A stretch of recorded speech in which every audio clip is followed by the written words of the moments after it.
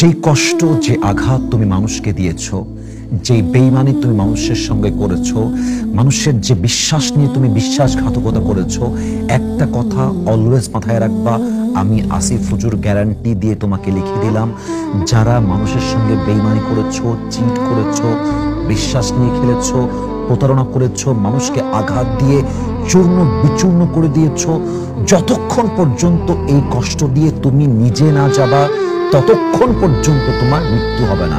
আল্লাহ তোমাকে তোমার লাইফে আগে এই কষ্ট দিবে, আগে তোমাকে এর স্বাদ বোঝাবে, তারপর তোমার মৃত্যু হবে, এটা আমার গ্যারান্টি। কারণ কি, আল্লাহ তাআলার নেচারটা হচ্ছে আল্লাহ বান্দার সব অন্যায় মাফ করে দেয়, বাট বান্দা যখন আরেক বান্দার হক নষ্ট করে, এটা আল্লাহর আরশে আজিম পর্যন্ত কেঁপে যায়। এটা এত বড় পাপ, এটা এত বড় অন্যায় যে বান্দার কবরে যাওয়ার পরে সমস্ত আযাব মাফ হয়ে যায়, বাট এই একটা আযাব, মানুষকে আঘাত দেওয়া, মানুষকে অকারণে কষ্ট দেওয়া, মানুষের বিশ্বাসে আঘাত করা, মানুষের সঙ্গে বেঈমানি করা, এই আঘাতটা যাকে আপনি দিয়েছেন সে যদি আপনাকে ক্ষমা না করে, আপনার কবরে it will never be forgiven. এটা কখনো ক্ষমা হবে না যতক্ষণ পর্যন্ত সে মানুষটা ক্ষমা না করবে যাকে আপনি আঘাত দিয়েছেন। এজন্য আমি সবাইকে বলবো, যে যাকে আঘাত দিয়েছেন ক্ষমা চান, যার সঙ্গে যে বেঈমানি করেছেন ক্ষমা চেয়ে নেন। কিয়ামতের দিন যদি এই বান্দা দাঁড়িয়ে যায় আপনার বিরুদ্ধে, আপনার সমস্ত আমল নিমিষেই বরবাদ হয়ে যাবে। আমি সবাইকে আবদার রাখবো, বিশ্বাস বড় দামি জিনিস। আমি সবাইকে আবদার রাখবো, মানুষের ভালোবাসা বড় দামি জিনিস। কেউ কাউকে কষ্ট দিবেন না, কেউ কারো মনে আঘাত করবেন না। মানুষের মনে আঘাত করা যে কত বড় পাপ, মানুষের বিশ্বাস নিয়ে খেলা যে কত বড় পাপ, একটা মানুষ যদি জানতে পারতো, বুঝতে পারতো, ফিল করতে পারতো, রিয়েলাইজ করতে পারতো, আমি কসম করে বলতে পারি, এটা বোঝার পরে, জানার পরে কেউ কখনো কাউকে এক চুল পরিমাণ বিশ্বাসে আঘাত করতে পারতো না।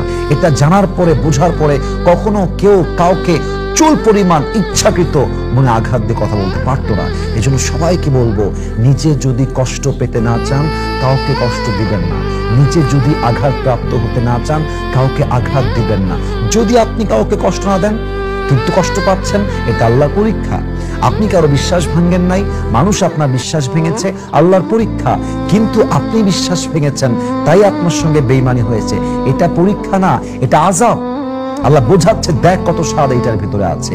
আল্লাহ বোঝাচ্ছে, দেখ মানুষের মন ভাঙলে কত আযাব আসে। আল্লাহ বোঝাচ্ছে, দেখ বেঈমানি করলে কত শাস্তি আমি আল্লাহ দিতে পারি। এবং সবচেয়ে বড় ক্ষতি হচ্ছে, আপনি মানুষের সঙ্গে বেঈমানি করলে, চিট করলে, মানুষের বিশ্বাসে আঘাত করলে, মনে আঘাত করলে, অবহেলা করলে আপনি জাস্ট দুনিয়ায় শাস্তি পাবেন তা নয়, আপনার দুনিয়াতেও শাস্তি আছে, কবরেও শাস্তি আছে। আমি দোয়া করি আল্লাহ রাব্বুল আলামিন যেন আমাদের সবাইকে মানা, বোঝা এবং আমল করার তৌফিক দান করে। আমিন। ওয়া আখির দাওয়ানা আলহামদুলিল্লাহি রাব্বিল আলামিন। আসসালামু আলাইকুম।